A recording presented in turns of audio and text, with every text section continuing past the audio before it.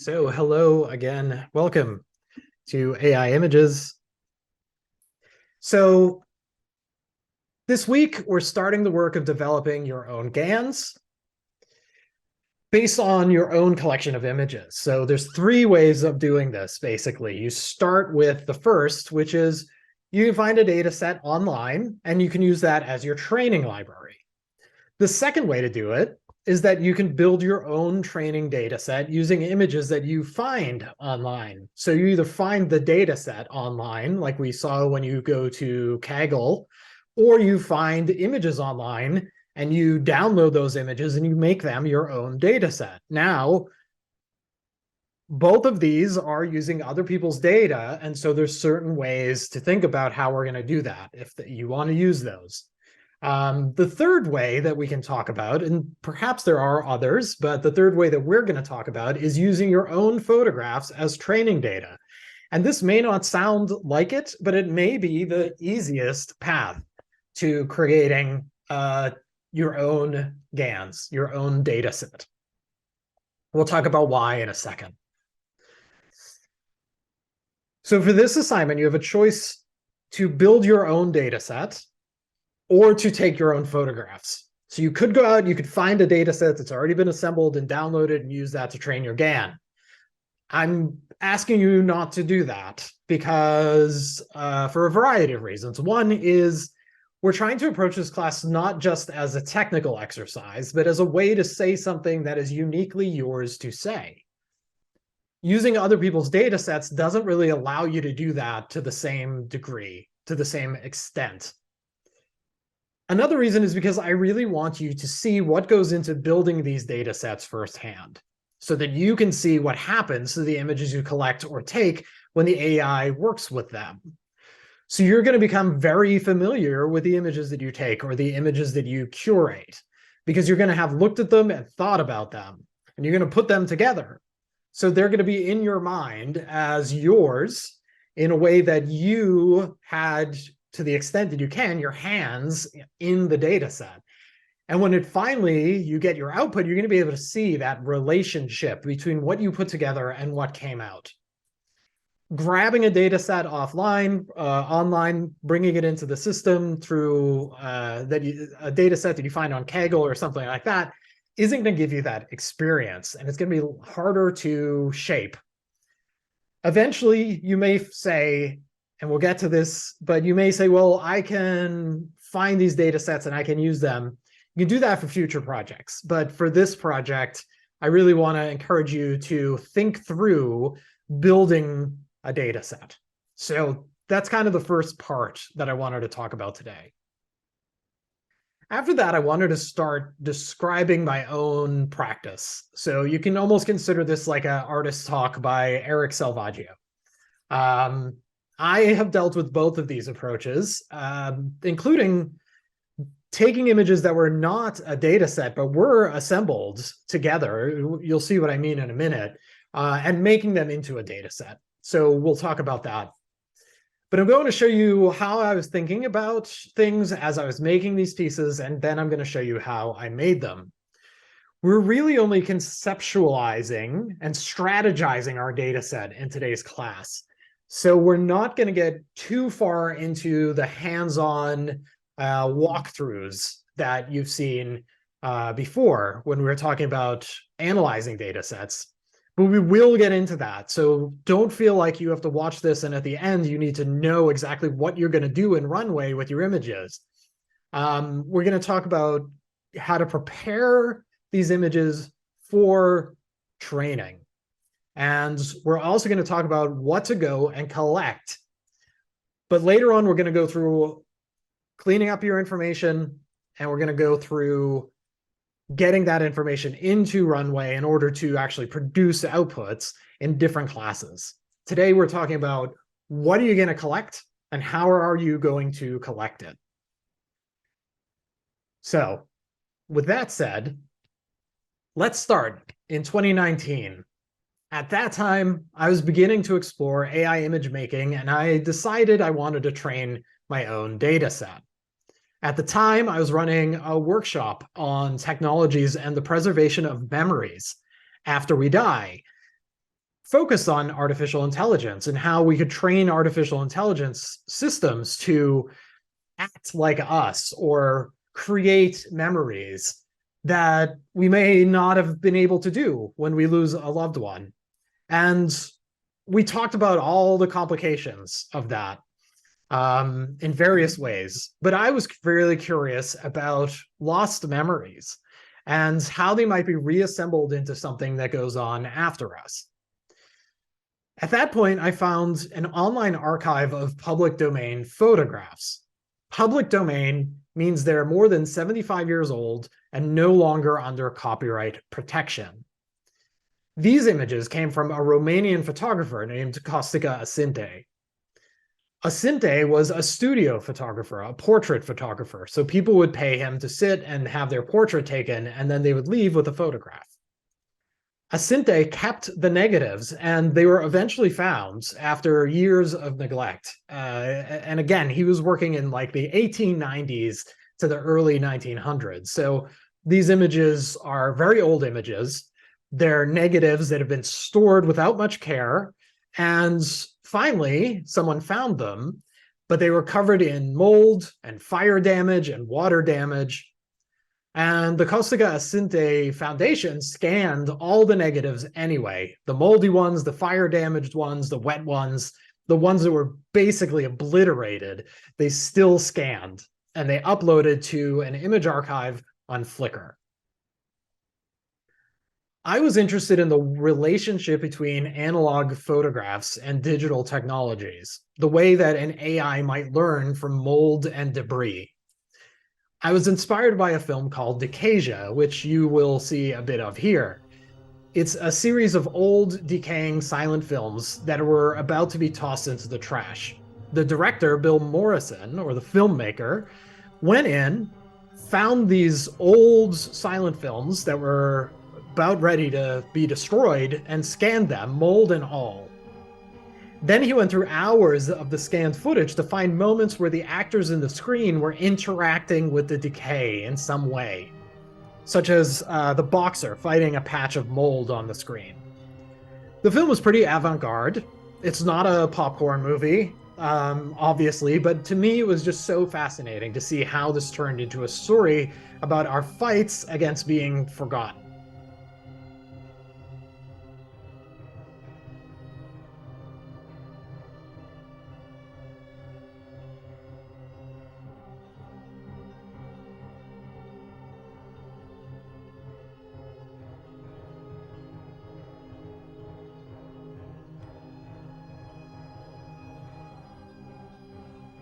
So I turned to the Costica Asinte archive with this in mind.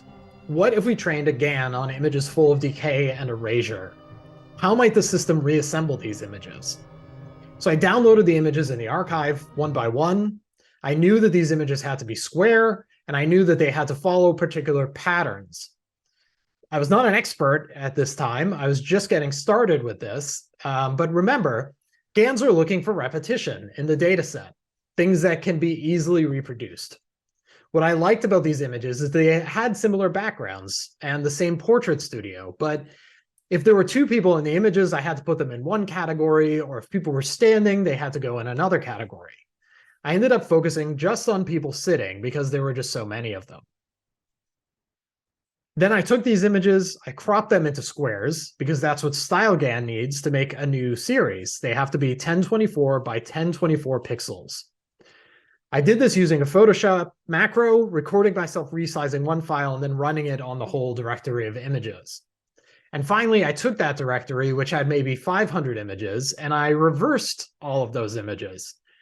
By reversing the data set, I was basically able to double the size of the data set because reversed images are new images to the GAN. Remember, the GAN is looking for patterns, and so if it sees the same image more than once, it'll learn the same patterns. But if you just flip that image, reverse that image, it's learning a whole new set of patterns that are still appropriate. Obviously, this depends on what your subject matter is. If it's text, for example, reversing text doesn't give you new text, right? And we'll talk about this in a little bit. But faces are mostly symmetrical. At the very least, when they're not symmetrical, they still work as faces, even if they're flipped. So the patterns are more or less the same. I also did something unusual, which is that I kept the images of mold and decay that were in the dataset. I didn't want to exclude that from the image collection. Arguably, if I wanted to make a clean data set, I would have. I would have taken out the moldy images. I would have taken out images where faces weren't recognizable. But I actually didn't want that. I wanted to see the GAN work through that decay and mold. I wanted to see what it would do, to see how it would make sense of those patterns tied to the patterns of faces. So this was an intentional decision. It was an artist's decision, and I didn't know what would happen, but I wanted to find out. And most of my work is based on this kind of experimentation, and that's why I've been so encouraging of experimentation in this class. But it was also a conceptual strategy. I wanted to incorporate the context of those original images, the breakdown, the decay, into anything that the GAN made with them. I wanted this to be about the breakdown of photographs and memory. That's what I was trying to say something about. I didn't want to clean the data of its original markings and that history, even, or perhaps especially, if that made the images sort of beautiful or more visually appealing. I was happy for them to be weird, even if that made it kind of less fun to look at. I just wanted it to make sense to the overall project. And they certainly were weird. The results are not photorealistic, given that my data set was still pretty small, but that's okay. They don't need to be. They're a little cartoonish, which I don't love, but that leads me to questions about why that is, and it made me think more about how to make a realistic image in the future. Lots of training data is one way, but also the noise in these images made it harder to find patterns. So the rot and mold and fire damage that I deliberately included were running interference on making really visually clear, photorealistic portraits. So that was my experiment with existing images, which I used to make my own data set. And after this, I turned to the idea of making my own digital collages as training data, which was also a bit abstract. After that, I started to explore the idea of taking photographs for GANs. So this is maybe part 2, AI photography. And if you want to be an AI photographer, it's really not as futuristic as it sounds. GANs, as we know, were the first real AI image synthesizing tool. They were developed by NVIDIA in 2014. They began being used for images in 2017. And by now, diffusion models rule the day in terms of making photography. But it's still worth knowing about GANs and building your own, because GANs show you the fundamentals of how AI image generation works. In that sense, it's like developing film to understand a digital camera. It really does help. GANs are also much more holistic in a sense. Ursula Franklin talks about holistic versus prescriptive technologies. Holistic technologies are normally associated with the notion of craft. Artisans, be they potters, weavers, metalsmiths, or cooks, control the process of their own work from beginning to finish. Their hands and minds make situational decisions as the work proceeds, be it on the thickness of the pot, or the shape of the knife edge, or the doneness of the roast. These are decisions that only they can make while they are working, and they draw on their own experience, each time applying it to a unique situation. The products of their work are one of a kind. However similar pots may look to the casual observer, each piece is made as if it were unique. GAN photography is a holistic way of working because every image you take is a step towards shaping the final product. As you develop your skills, you'll get better at understanding how your crafting of a data set will influence the outcome. So I want to encourage you to think about this project as if it was the first time throwing potter's clay on a wheel. You will maybe not be making beautiful clay pots on your first try, but you're going to get your chance to learn how the craft works. You'll start to learn what the machine needs to work, which is helpful because so often we think about algorithms as suggestions, as a thing that wants something. And that's a prescriptive way to think about technology. Here's Ursula Franklin again. With a prescriptive way, the making or doing of something is broken down into clearly identifiable steps. Each step is carried out by a separate worker or a group of workers who need to be familiar only with the skills of performing that one step. This is what is normally meant by division of labor. Diffusion models rely on a division of labor. As we talked about, there are a whole range of people that are contributing tiny pieces of data to this 5 billion piece data set and image and caption pairs. The result is that it's very hard to make something that's unique to you or to your craftsmanship. It's hard to steer a diffusion model toward making something that nobody else could make.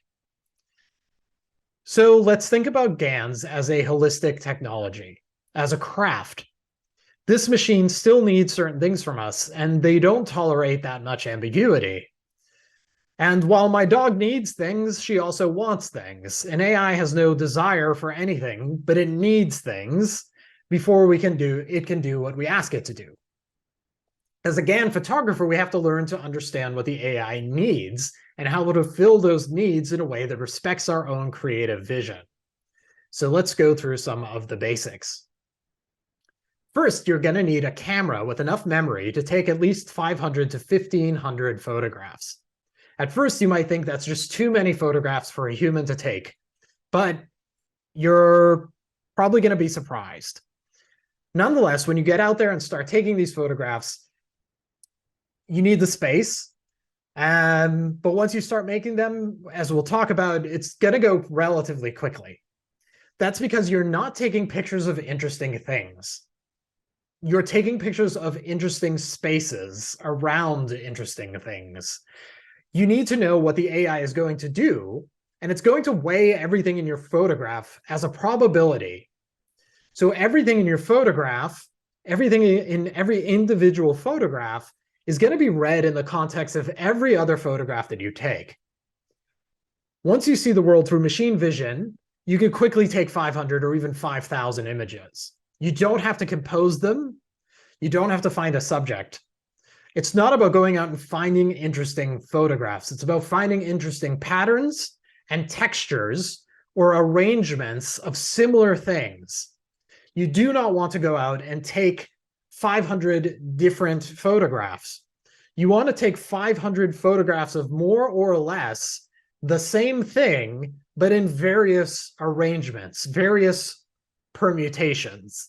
You want to take varieties of the same picture where there's enough difference between every picture that the machine has something to learn, but doesn't see the same thing so much that it only makes that one picture.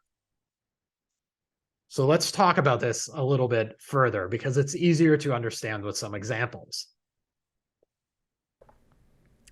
So here we have a series of images that I created with a GAN. You can look at these and you can quickly understand what was in the dataset. I took 500 photographs of these pussy willow branches with my iPhone. I set them up against a white wall, I put a light on them, and then I moved around them, taking pictures from many different angles. And then I rearranged the stems and I did it again. And I spent an afternoon doing this until I had about 500 images, maybe even more. Here's what I did not do. I didn't compose the images or look for meaningful assemblages. These were shot quickly, in rapid succession. Sometimes I used shutter burst mode and just moved my hands around the images, right? So this is a bigger assemblage, and what I did is I kind of leaned in and I just took portions of that image, portions of this assemblage at a time, kind of in close-up. And so I was able to just hold the burst button down and move around.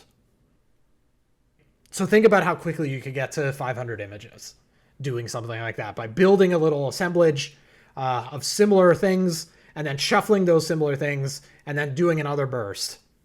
Go for more than 500.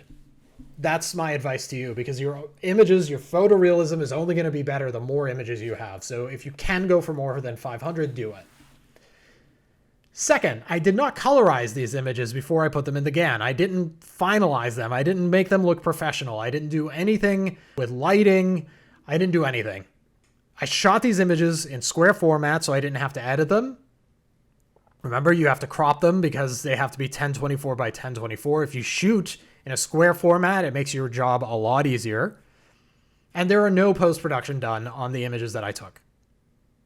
So hopefully that helps you understand that 500 pictures is not that many. And maybe now you're saying, oh, I could probably take even more. Awesome. The more you take, the better your results are going to be, the better your portfolio is going to be, and the happier you're going to be with the outcome. 500 is the minimum of raw photographs. So I took all these images, I saved them to a folder. This took place over maybe an hour or 2 hours, maybe 3 hours at the most if I stopped and had a drink of water. That's how you do it. Here's another example. Sometime in 2021, my time on the eastern side of Virginia was coming to a close. My partner and my dog, we went out to the Chesapeake Bay. And we were in the midst of what would be a pretty nomadic and tumultuous year. We had no idea where we were going to live or work. I had just finished grad school, wasn't sure what I would be doing. And for that day, the sky was gray, but the air was warm, and the Chesapeake Bay was a reprieve from our time spent at this boarding school that was surrounded by rural farmland. I'd lived near water for most of my life until I left San Francisco for Australia, but I did not see the ocean except to fly over it for 17 hours between the time I left in 2019 and this time where I got to the Chesapeake Bay. And so it was very emotional for me. It stirred up a lot of memories about where my parents live on the seacoast. I found myself very comfortable, very familiar surroundings, and I started thinking to myself about memories and the patterns of place. And so as we walked around the empty shoreline, I took photographs. Hundreds of photographs, burst mode, of the barnacles and logs and the sand and the kelp that washed ashore. These photographs of that time and place would become both memories and data, and it's been useful in my thinking about the distinction between the two. The memories that I have are fragments. There's my dog running ahead of me. She's splashing in water that was too cold. My partner was a bird watcher. She's looking for bald eagles in the trees through binoculars. I remember 2 swans coming around the corner. These are specifics. They're particular memories, and we remember things like that. We think about subjects. We think about surprises. We think about moments. The data on my phone was the opposite of these. It was 500 or so photographs in burst mode of the type of stuff that was on the background of those memories. They were like the debris of those memories. They were the natural patterns that I would find on a walk along the beach. Building a data set of that outing and training a model and then generating an extended simulated wandering from those photographs was an interesting experience for me. It was a way of thinking about that relationship between memories and data for the data set. I take a few hundred of these photographs at a time because that's what trains the GAN. The GANs take those images, assign coordinates and weights, and then reconstruct those clusters and patterns into new unseen compositions. So none of the things that it generated were things that I actually saw. As a result of going through this practice and doing this a few times, my vision as a photographer has shifted. The rules of photographic composition are pointless to an artificial intelligence system's eye, to the extent that it has an eye. Just as the camera used to shape how and what I saw when I was looking for people or looking for this ideal subject for a photograph, the AI shapes it too. You learn to think like a data set. When you go out to take pictures, remember, you're not photographing things. You're photographing patterns. And you need to find the relationship between consistency and variety. Too consistent and you overfit. The model will just make the exact same image over and over again. So if I stood on that beach and I took a picture, 500 pictures of a single log, it would just reproduce that single log. I needed to go and walk along the beach and collect many different pictures of beach, of sand, of barnacle, of driftwood, of kelp. But I didn't throw in pictures of my dog running around. I didn't throw in pictures of swans or my partner taking pictures of a bald eagle. Those things would have disrupted the patterns. Those are important to me as memories. As a photographer, those are the things that I would want to see photographs of. But for the GAN, what is important is this mixture of diverse images and consistency.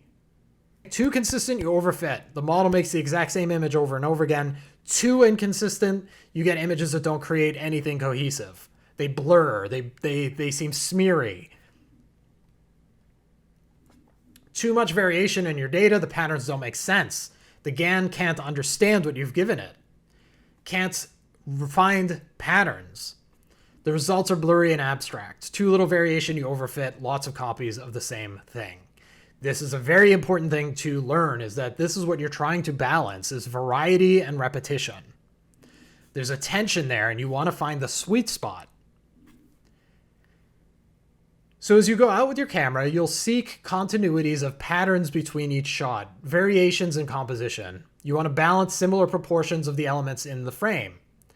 So if you're walking along a forest path, you might aim to balance splashes of apple red maple leaves, right? Patches of grass, bursts of purple wildflowers. But you don't want to introduce too much that isn't already in other pictures. You're dealing with bias. You're deliberately biasing the data set towards things that fit into a model of the world that it can simply reproduce. Not too much variety, not too much repetition. I'm going to say that a lot. And again, this is an inversion. If you're a photographer, your instinct is to go out and find cool things that break up those patterns, that break up monotony. I also compare it to mushroom foraging. If you are looking out and you're walking along a forest path and you see a mushroom, that's what you see. You ignore the maple leaves and the grass and the mud, right? Because you're looking for mushrooms. But as a GAN photographer, you are looking for grass and leaves and mud. The AI photographer is going to look away from stuff that breaks up those patterns. A mushroom is going to disrupt the pattern of the soil. We don't focus on one image, we focus on the patterns across a sequence of images that we take, and we want that system to have something predictable. So this is one strategy, to go out, take images, and take similar images with little variety between them. But another example I could talk about is what happens when you go to the other extreme. I used to make digital collages. All of the photos I would cut up came from the Internet Archive or Flickr Commons. I would go in, I'd type a keyword, and I would find interesting images. And then I'd download those images into a folder, sort of categorized into things that would be interesting for me to find later, like flowers, circles, squares, dancers, things like that. Now, one of the interesting things you can do with GANs is combine an image archive with another image archive. So you can go and you could collect images and you could combine it with images you find online, or you could go out and take your own images of two different categories, and then you could combine them. In this case, I combined all of the images that I had of flowers and dancers. So this is a way to see how GANs make sense of really different sets of data. You'll see that it finds similarities between the patterns in the images. So it's looking to find where flowers and dancers overlap. What we see is not necessarily a combination of flowers and dancers. You might think, well, I've combined the data set, so I'm going to get combined results. And that is kind of what it looks like. But think carefully so you can understand how to do this, about what actually is happening. It's actually depicting the common patterns found across the pictures of dancers and across the pictures of flowers. If you combine data sets, the GAN has no idea that you're combining pictures of different things. The GAN doesn't know, oh, these are flowers, oh, these are dancers. Instead, it just looks through all of them as if they're the same thing, and it tries to find and predict new images that would fit into this combined data set. And so you get these in-between kind of images as a result. This can also make weird results. It is a risk. One botched experiment, I went to a toy store, I bought plastic animals, little plastic cats, farm animals, zoo animals, and I photographed all of them. And then I asked the GAN to generate new plastic animals. The problem here is, A, there simply weren't enough photographs. There was also the issue of heads and tails appearing in different directions, because you remember one of my strategies is to flip images, reverse them. So half the data set had heads on the left and half had tails on the left. And so the GAN literally couldn't make heads or tails of these images. Pun intended. This is another piece of advice. For best results, work with things that are symmetrical or have patterns that fill the entire picture. So otherwise, you're just not going to be able to do that reversal trick. You're not going to be able to crop and do different things to sort of fake a larger data set. So keep that in mind as you think about data sets and how to expand them. So the next step is cleaning up your data. Once you get to at least 500 images, whether you take them or download them, it's time to open up Photoshop or another image editing program of your choice and clean that data. Ideally, you could do image macros or batch processing. That is, you can record an action in Photoshop and then repeat that action. I've given you this number of 500 because it's the absolute bare minimum, assuming that you can reverse them. You're going to get better results with more images. If you could take 1,000 images, all the better. It sounds like a lot, but once you get in there, you may find it easy to do.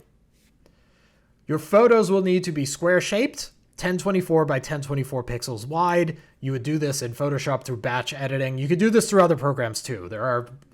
Some of you could probably go in your command line and resize.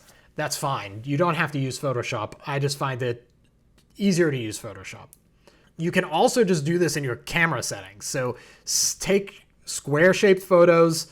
If you have a camera that allows you to set the size, set your size to 1024 by 1024, and then you do not have to do anything to these pictures except put them into a zip file and upload them. Automation of this type means you would crop all 500 images down to a square format, 1024 by 1024 pixel image set. You do it as a batch instead of doing it one by one. Once you have these 500 images cropped, there's another thing you can do. If you did it right, they're all patterns. That means that most of the time you can reverse them, and they're going to look more or less the same. This is what we were talking about before. If you reverse them, you turn your data set from 500 to 1,000 images, or 1,000 images becomes 2,000 images. Now, if you have a pattern that fills the entire picture, take a look at it. Does it matter that things are facing up or to the right? Does it matter which direction things are?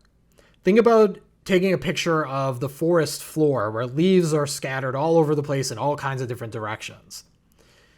If you rotate an image of the forest floor 90 degrees so that the picture is now just one sort of flip to the side, that is a new image, the same way that reversing an image is. So you could flip that image, and now you rotate that image, and you now have your 1,000 images becomes 2,000 images. So these are strategies you can use, but you have to be very thoughtful about what is in your image in order to make it work. You don't want to have your cat's heads and tails disappear. So obviously you can't do this if your pictures are not symmetrical. If you want to take pictures of something that is not symmetrical, you need to take more photographs of it. There's just no way around that. But if you have patterns in these images, you might even be able to rotate them 3 times, right? So you have reversed ones, you have 500 pictures, you reverse them, you now have 1,000, you rotate them once, you now have 2,000, you rotate that, and you now have 3,000. Another strategy you can do is you can zoom in on the resulting images by about 10% and then about 20%.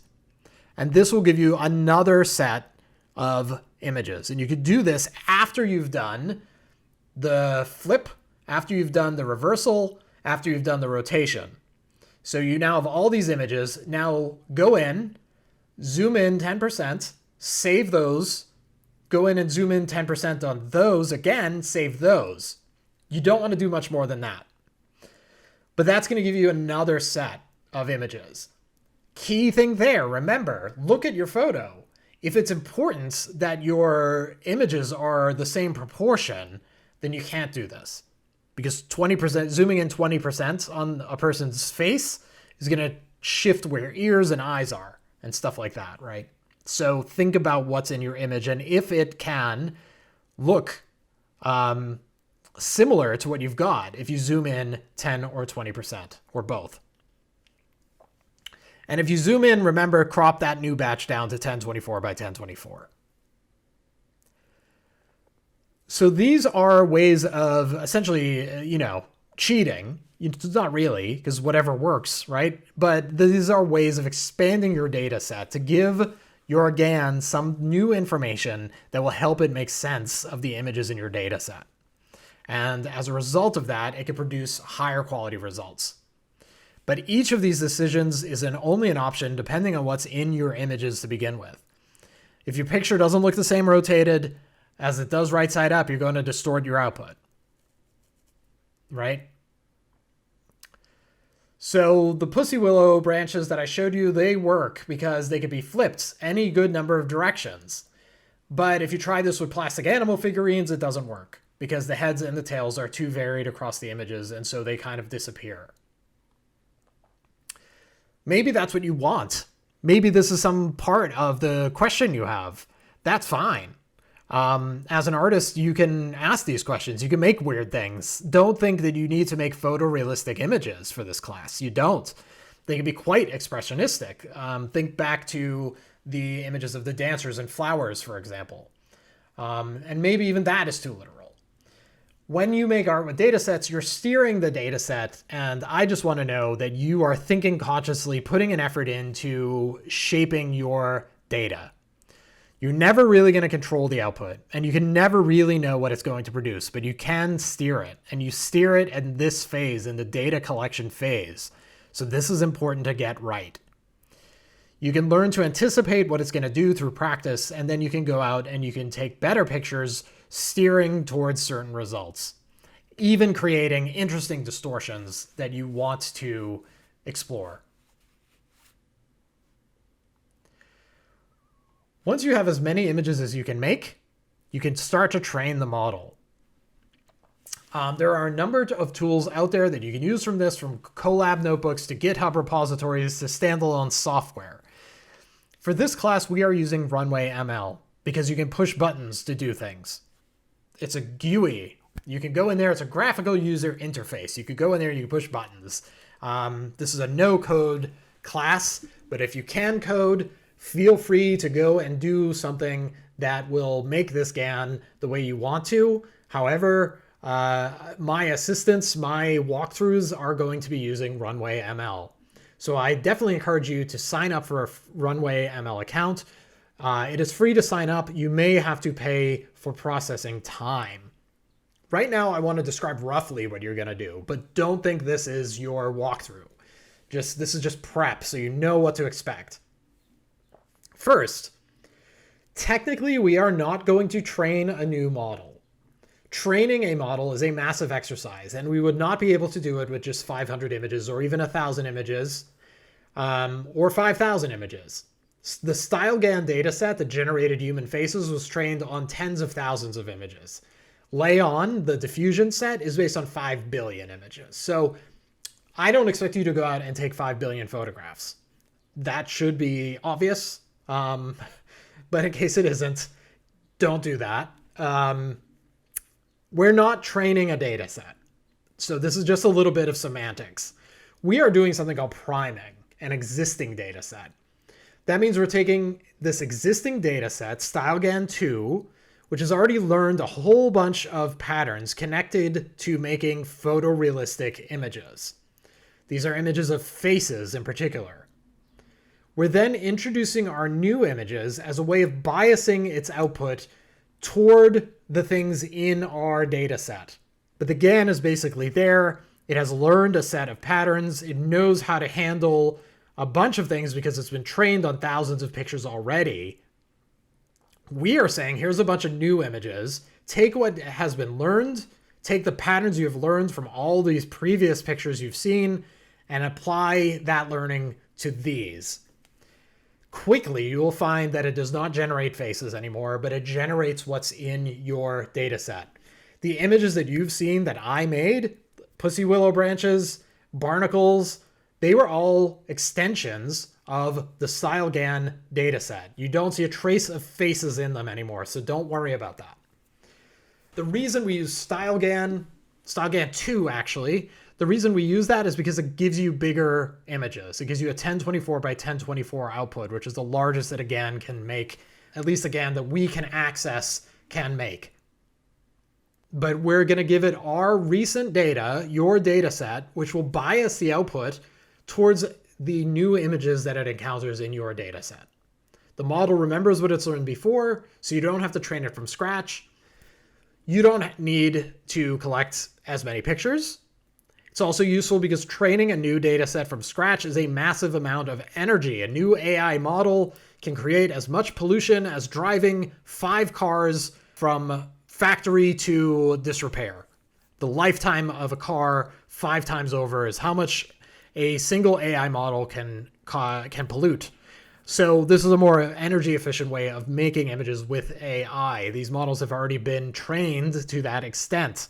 The damage has been done, so to speak. And so now we can go in and we have less of an impact with our training, with our priming on those models.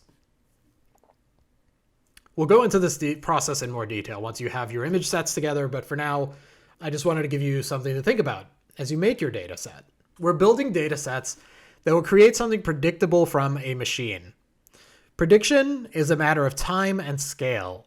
If the GAN sees enough images, a model will be able to predict what else might go into that data set. If you take enough photographs of mushrooms, you can start generating images of mushrooms. The same is true in any kind of data we put together for our AI systems. If you pick enough data points, you can find patterns to support almost any conclusion.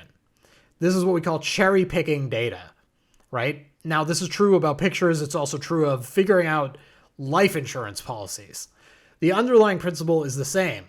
If you pick data based on the conclusions you want it to have, you could pick data that will support any conclusion you want to make.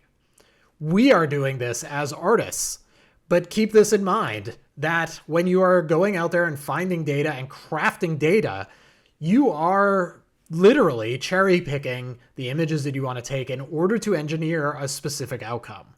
This is part of why we've been talking about bias so much, is because you are actually using bias as a skill. This is how you make GAN art, by biasing the system. So think about that, reflect on that, and maybe that's an interesting thing for you to think about in what you document. Doesn't have to be, but maybe it is. Maybe you can make something that comments on this. Or maybe as AI photographers, you want to look away from the unique aspects of the world and look to the patterns that we usually ignore. This tells us something about the images and decisions AI make. On one hand, we might view it as flattening the world. On the other hand, it heightens our awareness of subtleties. The singular is beautiful. We take pictures of birds when they land on a tree branch. We don't just take pictures of tree branches. We take pictures of mushrooms when we see them on a walk. We don't just take photographs of grass. I take photographs of the person I love standing against a bright wall. We rarely take pictures of a blank wall. Yet the world behind us, the world we ignore, is exactly what a machine is looking for as it looks for patterns. Much of this background world is lost to us through what psychologists call schematic processing, or schemas. We acknowledge that the soil is muddy and covered in leaves, and then we don't need to individually process every fallen leaf. But when we arrive at something new in the environment, we pause. What's that bird? What's that mushroom? Right? What kind of thing is this? The benefit of schemas is that it makes it much easier to move through the world because we don't have to think about every single thing that we encounter. If we've seen it before, we can put it aside. But the benefit is also the problem. The world gets lost until we consciously reactivate our attention. The poet Allen Ginsberg has written, if you pay twice as much attention to your rug, you've got twice as much rug. This is basically the principle of AI photography. You're looking for things you don't usually look at. You're looking for patterns that usually demand inattention rather than attention. The AI pioneer Marvin Minsky used these schemas to organize computational processes. For Minsky, whatever the machine's sensors picked up could be placed into the category of ignorable or interruptive. Here's a quote. When one encounters a new situation or makes a substantial change to one's view of a problem, one selects from memory a structure called a frame. This is a remembered framework to be adapted to fit reality by changing details as necessary. A frame is a data structure for representing a stereotyped situation, like being in a certain kind of living room or going to a child's birthday party. Attached to each frame are several kinds of information. Some of this information is about how to use the frame. Some is about what one can expect to happen next. Some is about what to do if these expectations are not confirmed. Minsky took this metaphor that was meant to describe how we make sense of the world, and then he codified it into a computational system. The brain doesn't really do all of these things. The brain does not have data structures in the same sense, right? Schemas are a shorthand device to represent whatever our brains are actually doing. Brains are not machines, and they do not work the way machines work. There's no file system, no data storage, no code that sorts and or categorizes the input. Rather, we've developed stories for making sense of how our brains work, and one of those stories is the metaphor of schemas.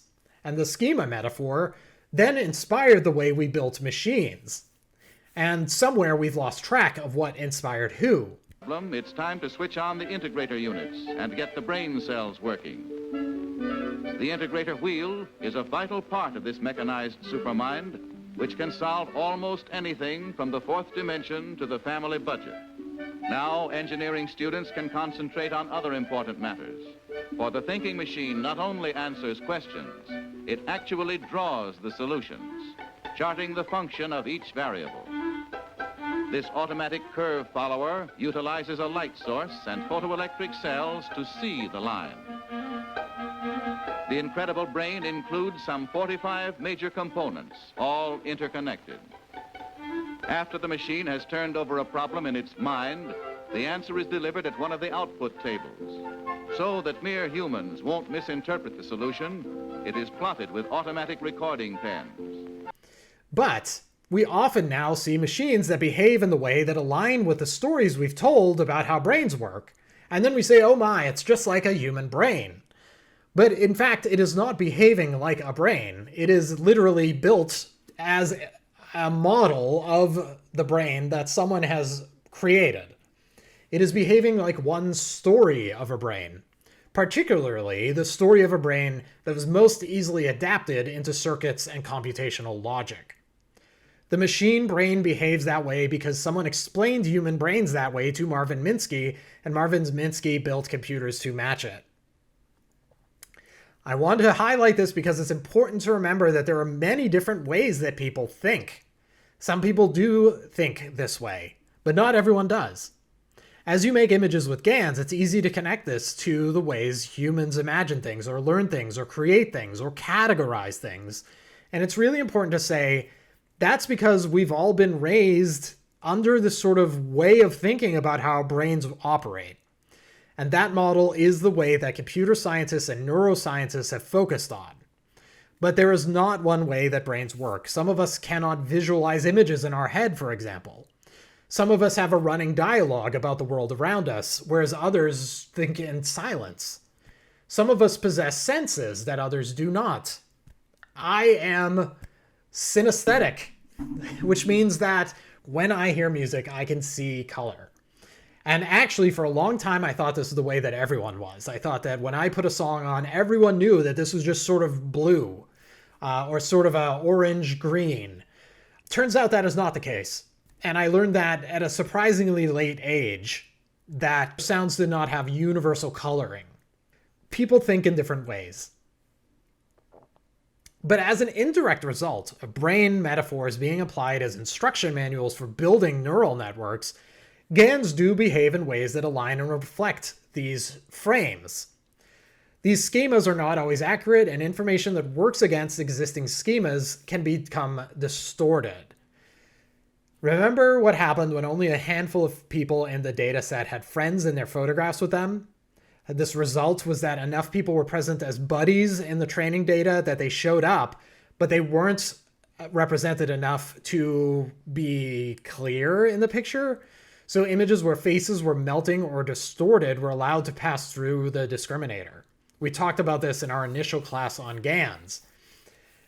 Basically, this relates to schemas, right? Think back to what Marvin Minsky is saying here. We are talking about what happens is we have an expected model that is formed as a result of the data that the GAN has been given.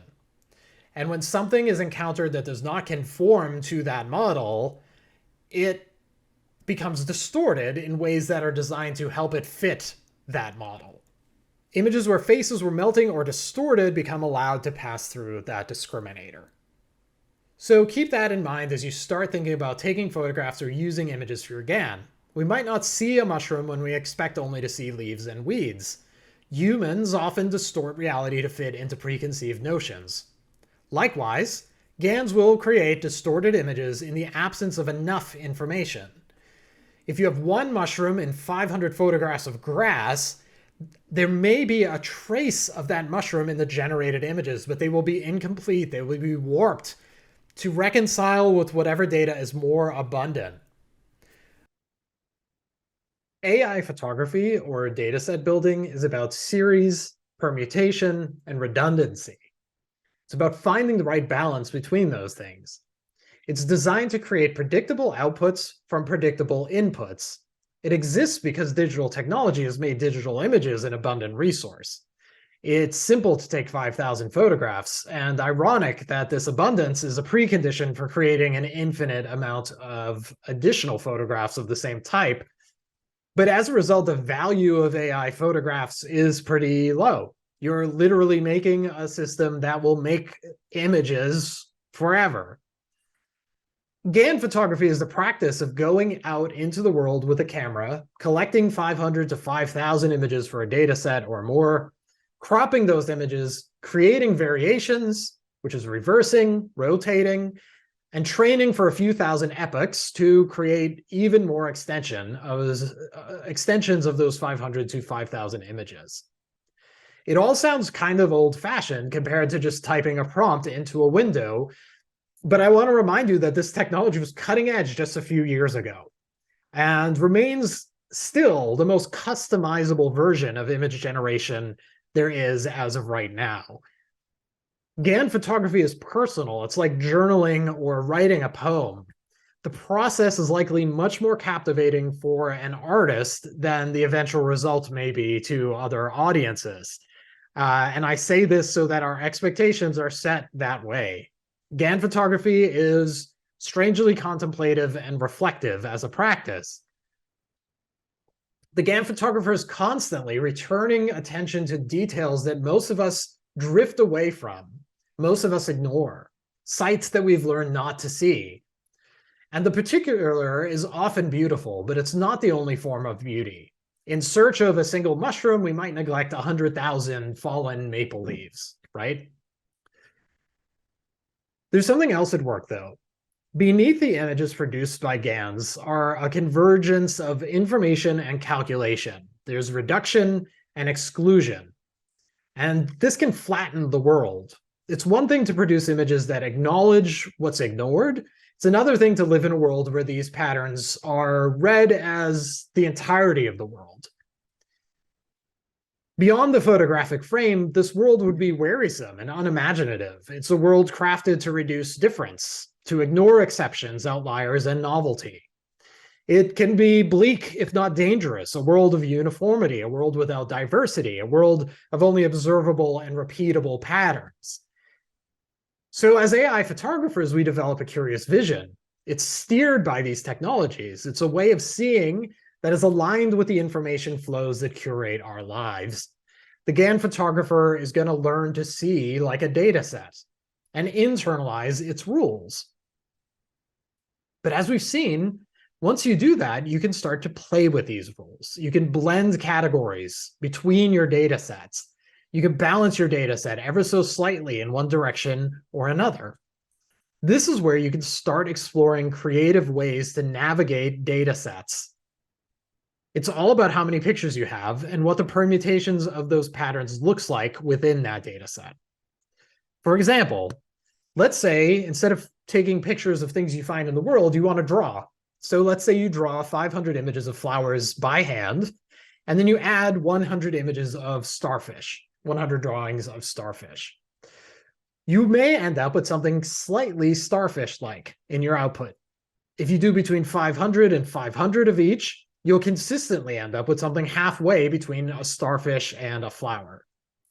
These aren't fixed rules, but they give you an idea of how you can steer these things. It's about playing with ratios and proportions of the types of data you include in your data set.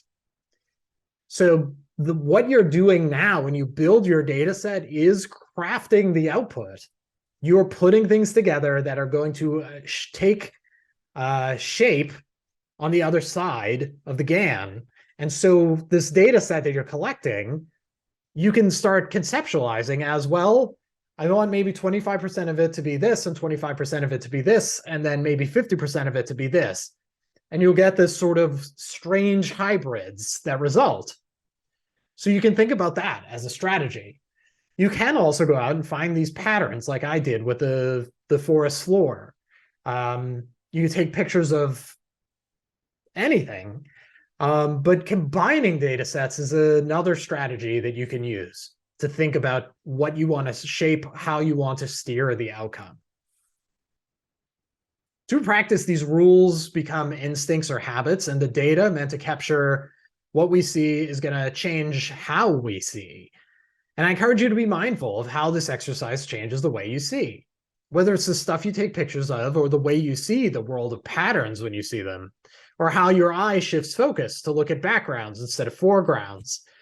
None of this is wrong, but it's interesting. And the self-awareness of how this process changes you is a unique way of thinking about this practice as a craft. And it's a unique way of thinking about data and algorithms and the world that we live in. I want to take a brief sidetrack here to show a brief part of a talk by Anna Ridler, who has been making a variety of GAN art projects, including this one, which cycles through the permutations of the data set she builds and works with. When you make and train a data set, you'll be able to access something called a latent space walk, which is basically a short video where many of the permutations of your output are cycled through as if they're in a movie. They look animated. And this happens because it's going very quickly, but it's every image that might appear in the output of your data set. It's every permutation. And these are just stacked in a row. And because they're just clipped, they're basically films.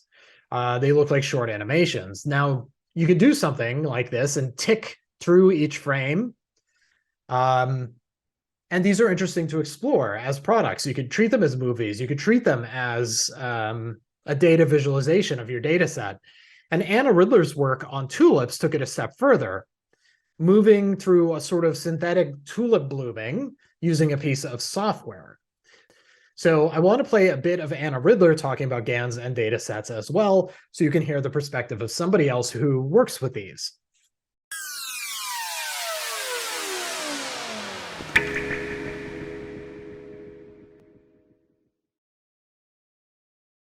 So I am going to do some of the research and some of the ideas that sit behind the works that are in this exhibition. I'm also going to talk a little bit about machine learning, AI, and why I think it's interesting to use in a creative practice right now. So this is a still from my terminal when you kind of like program stuff up, when I was training the tulips. When you work with machine learning or AI, as an artist, I feel that there are two main materials, two main things that you can do as part of your practice and kind of work with. One is the data or training set, which I'll come back to. And then the other is the algorithm that is run on that data or training set to create something, to create the model, to create the AI. The algorithms that I use and that I'm particularly interested in are those called GANs, or generative adversarial networks. Has anyone come across GANs before? Yeah. So a GAN is a form of unsupervised machine learning invented in 2014, which basically makes it ancient and kind of like the AI hype cycle at the moment. And it's considered, even in the scientific world, to be kind of notoriously unstable and not that well understood. And even though this is a scientific experiment, the images, for me, are incredibly beautiful. They have this meandering, dreamlike quality, like results that are recognizable as being real, but at the same time have these very obvious tells that they're not. If you pause it at any moment and actually look at the image, you can tell so quickly that they're definitely not real images. But it's these imperfections, these traces of process. This is a quality that I really love and that I want to question and that I want to work with, because I do feel that there is going to be a finite time where these traces still exist. If you look at how the technology industry is moving forward, and a lot of these algorithms that are used and that are being used creatively have been produced by kind of like large corporations, university, and open sourced. It's very easy to kind of get this kind of these like from GitHub or archive to find the code to make these things work. But the way that they are kind of like driving is towards realism and advancement, and all the research in computer vision is heading towards having very hyper-realistic deepfake images and trying to minimize these mistakes. And for me, that is worrying, not only because I think that these are really interesting visually, but because these mistakes, these errors, draw attention to the process. And also, with that attention, what is wrong with the process? As soon as something becomes too smooth, it stops being noticeable. And when something stops being noticeable, people stop questioning or challenging it. So equally important to the algorithm are the training sets or images that are given to them as input or knowledge, and they're central to whatever the algorithm will give. Data sets that are needed to make training sets are extremely large. They're like thousands and thousands, sometimes millions of images and inputs, and very often proprietary. So as I mentioned, whereas the algorithms for machine learning are very often open sourced, even by large technology companies like Google, the appropriate data sets that you need to make them run are not readily available. And this is like a big problem, I think, in machine learning. And this is where like you start to get like the arms race. It's around data. It's around having the information to make these things work. And I have tried to really think about what the data set is and how you can work with it in a way that kind of can open up and offer a different alternative way of working with AI that I will come back to. Self-generated data is so important, and I think can be a real political act to use it within these systems. I either generate it myself, like I've done for this project, or I will take a very, very large database, something like WikiLeaks, and read everything in it, and kind of really construct everything and be very conscious. And this kind of like way of working with data and way of working with data sets can be a decisive creative act.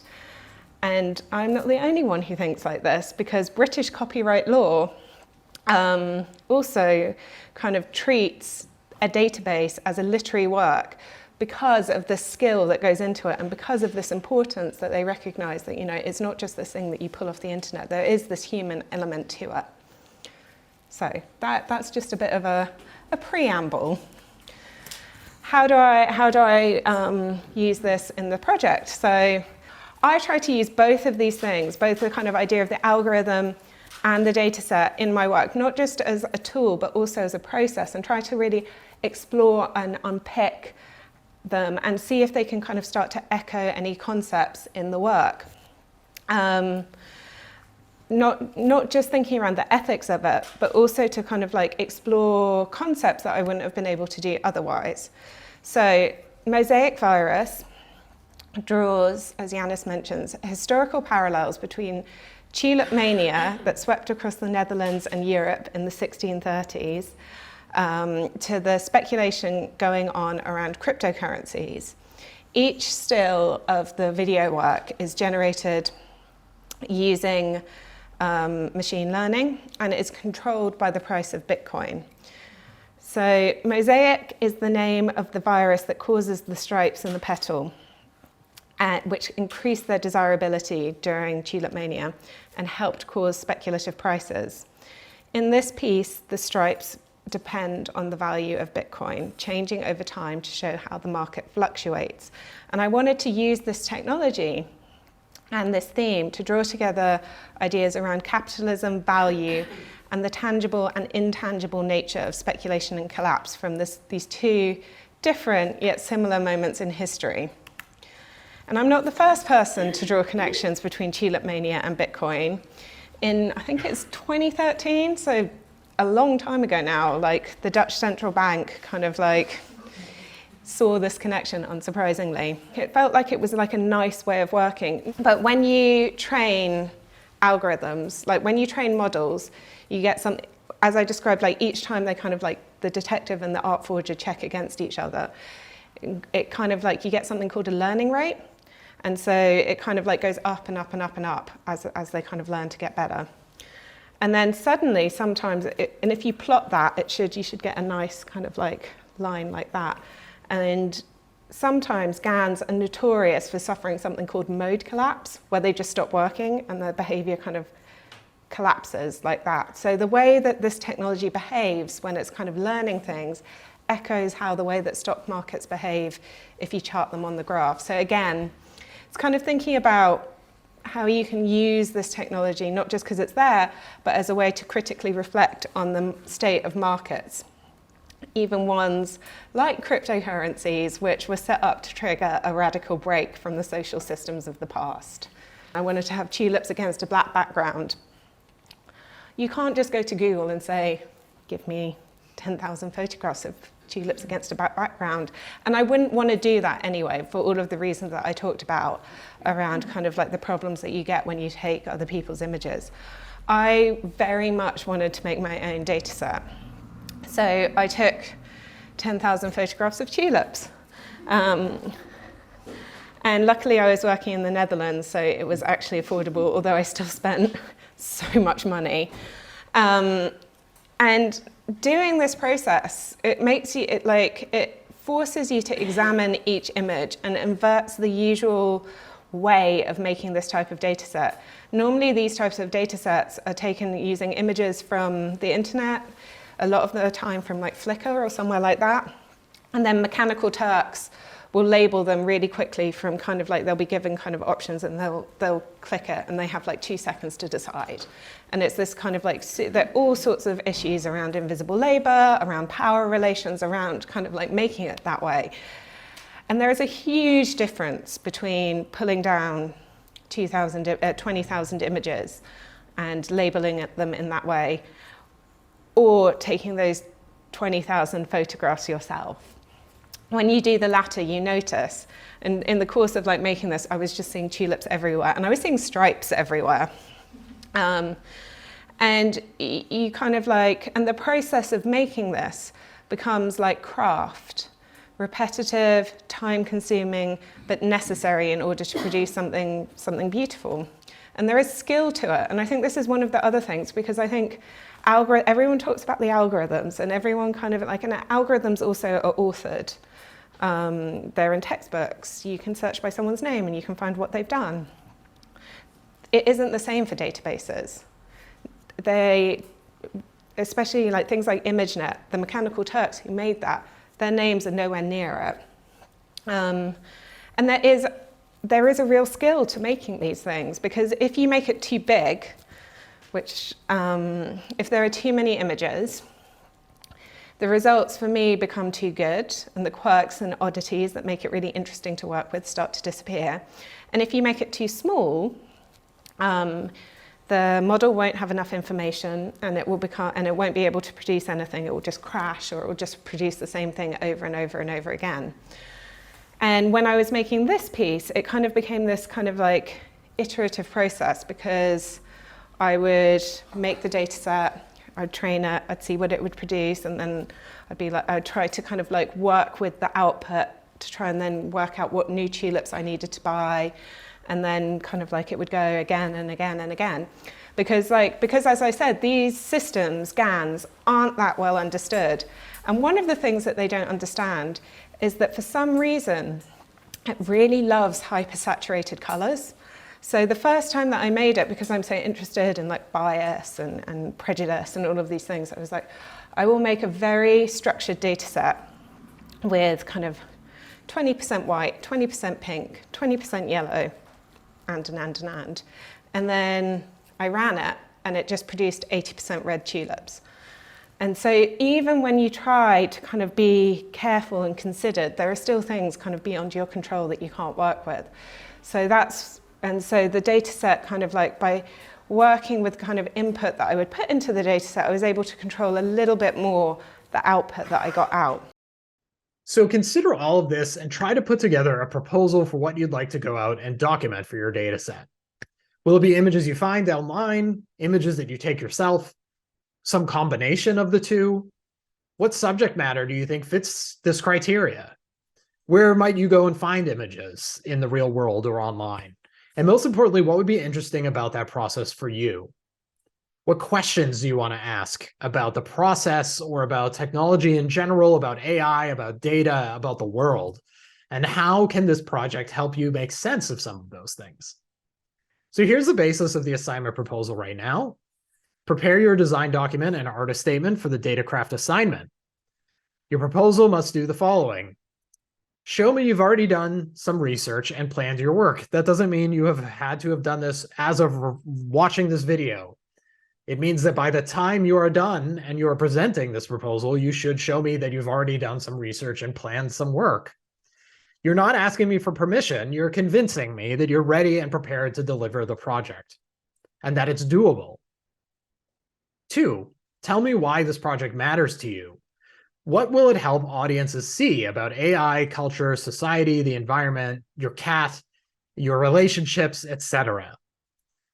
3, tell me why you are the best person to do it. What are your credentials as a student, as a designer, and what's your personal background with this material? Why is it interesting to you? What makes you uniquely situated to tell this particular story, if you want to call it that? Why does this project inspire you? Why are you drawn to it? I need to do it for the grade doesn't count, but being curious about what the outcome might be is fine. And then once the proposals are okay, we will do a mechanical deep dive into how to get them into training data form. So please, if you haven't already, please sign up for Runway ML so that you are ready when that class comes. Okay, that's it for this week. I'll see you next time. And please, as always, send me questions on the Discord or email. Very happy to answer, especially as we get into the technical side of this pretty large project. So thanks again. Bye-bye.